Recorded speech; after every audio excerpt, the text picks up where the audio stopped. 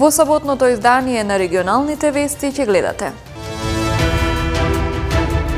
Жител на Тетово за една недела 2 пати нападнат од бездомни кучиња. Општината останала глувана по плаките, па преку медиумите побара решавање на проблемот кој ги засега сите граѓани. Во Полошко за 257 бил поголем бројот на живородени наспроти починати лица, покажуваат податоците на Државниот завод за статистика.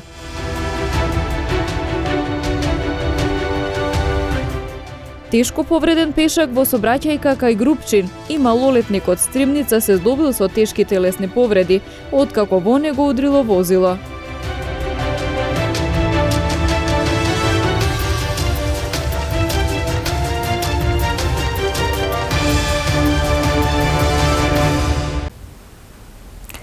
Многу ветувања изградба на стационар за бездомни кучиња во Тетово ни на повидок.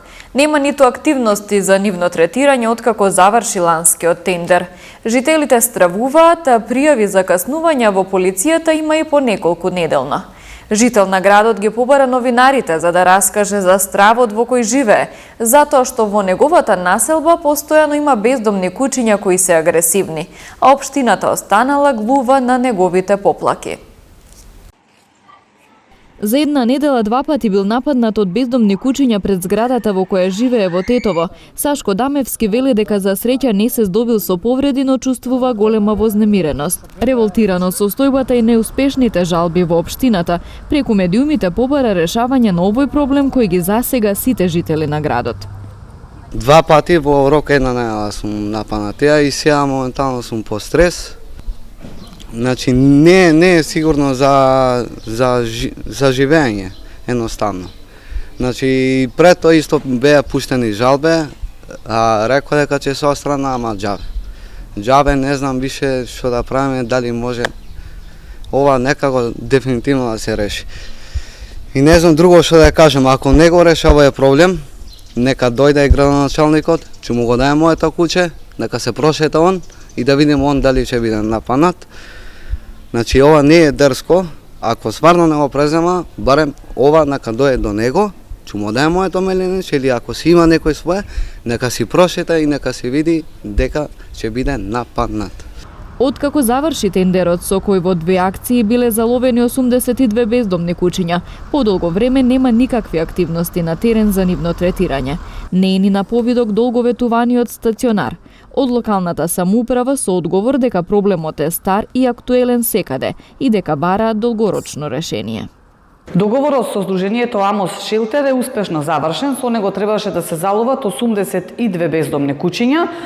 Тоа е и направено во 2 одделни акции. Во првата беа заловени 41 бездомно куче, во втората исто толку. Сите знаеме дека се работи за еден проблем кој што не бил сериозно третиран со години и со кој се соочува не само Тетово, туку и целата држава. Ние како општина Тетово работиме на изнаоѓање на некое долгорочно решение за овој проблем, зашто знаеме дека се потребни време и финансиски средства. Во меѓувреме бараме трпение од граѓаните, но и помош да пријавуваат случаи на истовар на бездомни кучиња од други населени места во нашиот град, што знаеме дека во последно време се случува многу често, а ова секако дополнително го усложнува проблемот со бездомните кучиња. Во првата половина од годинава во полицијата има 31 пријава од каснување од бездомно куче само во градот, а бројот е поголем ако се земат предвид и случаите во руралните средини, каде исто така е актуелен овој проблем.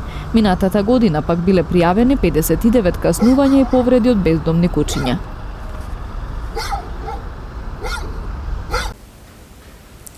Само Полошкиот и Скопскиот регион минатата година бележат позитивен природен прираст. Конкретно во Полошко за 257 бил поголем бројот на живородени наспроти починати лица. Во врска пак со миграциите на населението во Полошкиот регион се евидентира и најголемо учество на меѓуселските преселби, дури со 54,4%, покажуваат податоците на Државниот завод за статистика. Според податоците на Државниот завод за статистика, минатата година во Полошкиот регион, бројот на живородени деца изнесувал 2599, додека пак починале 2342 лица. Согласно овие параметри, природниот прираст на населението во Полошко претходната година изнесувал 257. Во однос пак на склучувањето брак и разводите на Тетовско-гостиварското подрачје, лани биле евидентирани 2333 склучени бракови, наспроти 377 парови кои ја прекинале брачната заедница. Најновото соопштение на Државниот завод за статистика ги обработува и податоците во врска со внатрешните и надворешните миграции на населението. Имено податоците покажуваат дека најголемо учество, 37,9% имаат преселбите од село во град, наспроти меѓуградските преселби со 9,4%. Во вкупните миграции на ниво регион од село во град, најголемо учество има источниот регион со 49%, додека во Полошкиот регион најголемо учество имаат меѓуселските преселби кои учествуваат со 54,4%. Салдото на надворешните миграции е најголемо во Скопскиот регион 1450 лица, а најмало во југозападниот регион, односно минус 172 лица. Утврдена е дискриминација во 70 представки од вкупно 255 во Комисијата за заштита од дискриминација. Казни има само 2. Исмаил Камбери, председател на комисијата, во интервју за Радио Слободна Европа, вели дека институциите позитивно реагираат на нивните препораки. По поглед на казни, до сега имаме 2 потврдени казни, а другите постапки се во тек, бидејќи сега и судовите знаат на моменти да бидат малку бавни продолжување на рочиштето, не секако ние сме повеле прекршочи постапки за сите предмети каде што сме утврдиле дискриминација, а дискриминаторот не ја исполни препораката. Позитивна работа е што во последно време дори институциите позитивно одговараат на нашите препораки што ги даваме за отстранување на дискриминацијата, така да и тоа е добар знак, индикатор дека и веќе комисијата ја гледаат како релевантно тело, бидејќи на почетокот, бидејќи не бевме уште познати, нели пак имаше различни мислења во однос на институционалното постапување, но сега веќе имаат слог институциите во тој поглед. Има и многу случаи кои што не се евидентираат, например, ќе понесе поносител представка и во меѓувреме дискриминаторот или потенцијалниот дискриминатор ќе ја реши состојбата и во тој случај поносителот ја повлекува само представката. И тука статистички се гледа дека е само повлечена, не дека имало дискриминација или исполнета е препораката, така да има и такви позитивни случаи и во приватниот сектор, но и во на институцијалниот. Тешко повреден пешак во сообраќајна несреќа кај село Групчин. Малолетник од Тетовска Стримница се здобил со тешки телесни повреди, откако во него удрило патничко возило. Лишен од слобода 19-годишникот Тетово му била пронајдена дрога. Во продолжение следуваат деталите. Вчера во 17 часот и 50 минути било пријавено дека на регионалниот пат Скопје-Тетово, кај село Групчин, патничко моторно возило БМВ со тетовски регистарски ознаки, управувано од ВЈ 30 години од село Копачин дол Тетовско, удрило во ВА 28 години од село Ларце Тетовско. Во несреќата со тешки телесни повреди се здобил пешакот, констатирани во клиничката болница Тетово. Извршен бил увид од увидна екипа од СВР Тетово. Вчера во 19 часот и 35 минути било пријавено дека на локален пат во село Стримница Тетовско патничко моторно возило БМВ со тетовски регистарски ознаки, управувано од ЕВ 66 години од село Палатица, удрило во малолетен пешак од село Стримница. Во несреќата со тешки телесни повреди се здобил пешакот, констатирани во клиничката болница Тетово. Извршен бил увид од увидна екипа од СВР Тетово. Вчера во 21 часот и 45 минути на патот за местноста Бањиче Тетовско, полициски службеници од СВР Тетово го лишиле од слобода АА 19 години од Тетово, бидејќи кај него биле пронајдени и одземени марихуана, дробилка и ризли. По целосно документирање на случајот ќе следи соодветен поднесок. Во текот на месец јуни на подрачјето на СВР Тетово биле преземени вкупно 661 мерка за пречекорување на максимално дозволената брзина во и надвор од населено место. Од СВР Тетово подсетуваат дека паричните глоби, зависно од големината на пречекорувањето, се движат од 20 до 400 евра во денарска противредност.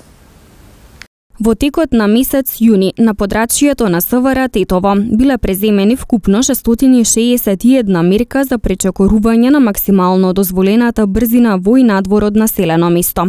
388 во Тетовско и 273 во Гостиварско.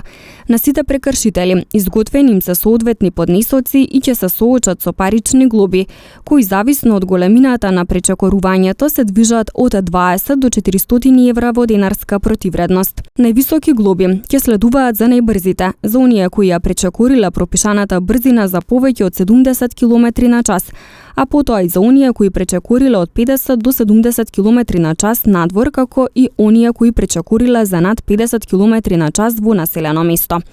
Најголемиот број од прекршоците констатирани се на автопатот Гостивар Тетово Скопје и магистралата Гостивар Кичево. Секторот за внатрешни работи Тетово уште еднаш со подсетување на возачите непотребно да не брзаат и да ја прилагодат брзината според условите на патот. Ова дотолку повеќе што на подрачјето на СВР Тетово веќе се чувствува зголемена сообраќајна динамика и осетно зголемен вкупниот број на возила кои секојдневно се движат на подрачјето или транзитираат кон Охрид и Маврово. Со започнувањето на летната туристичка сезона од денеска 1 јули до 1 септември на подрачјето на СВР Тетово се воведува посебен сообраќајен режим за товарни моторни возила над 7,5 тони. Според овој режим, од излезот од Гостивар кон Стража и по кракот кон Маврово, товарните возила во петоците не ќе смеат да се движат од 15 до 22 часот, во саботите од 7 до 12 и од 18 до 24 часот и во неделите од 7 до 22 часот. Со започнувањето на летната туристичка сезона од денеска до 1 септември годинава, на подрачјето на секторот за внатрешни работи Тетово ќе се воведе посебен сообраќајен режим за товарни моторни возила над 7,5 тони. Според овој режим, од излезот од Гостивар кон Стража и по кракот кон Маврово, товарните возила во петоците не ќе смеат да се движат од 15 до 22 часот, во саботите од 7 до 12 и од 18 до 24 часот, а во неделите од 7 до 22 часот. Исклучок од овие забрани ќе бидат товарните возила кои превезуваат жив добиток, лесно расиплива стока, жито и житни култури. Секторот за внатрешни работи Тетово информира дека доколку некое возило не ги почитува воведените забрани, веднаш ќе биде исклучено од сообраќај и на возачите ќе им се изготват соодветни поднесоци, во кои е предвидена парична глоба од 45 евра во денарска противредност. СВР Тетово апелира до возачите на товарни возила навреме да ја проверат техничката исправност, да не тргнуваат на пат заморени и целосно да ја почитуваат постојната сообраќајна сигнализација. Ова посебно се однесува на возилата кои ќе се движат кон туристичките центри Охрид и Маврово. Рикардо Гутиерес, директор на најголемата новинарска организација во Европа, смета дека за слободни медиуми потребно е независно финансирање, за да работат во интерес на граѓаните. We've been informed by the Prime Minister and the Minister of Information of a new law to allow the state to promote and to pay for public campaigns in the media. So that would be a way to fund media companies, but we are not fully satisfied with that.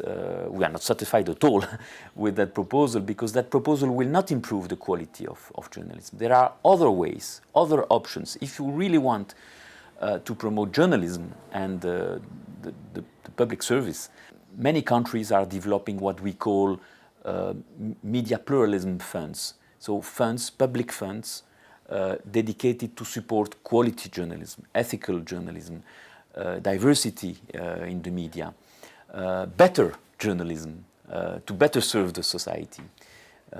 So when we consider journalism as a public good, it's normal to put some public money into journalism, even if it's provided by private companies.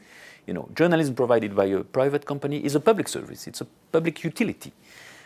We all need, and we need a balance between public broadcasters and private media. So yes, to have a healthier landscape, ecosystem, it's normal for the state to provide some funds. Of course, it should be done in a fully independent way, so without any interference from the politicians into the allocation of funds.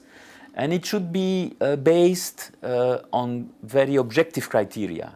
Many countries in Europe, Belgium, France, the Netherlands, plenty of countries have similar funds to support the diversity of the media and to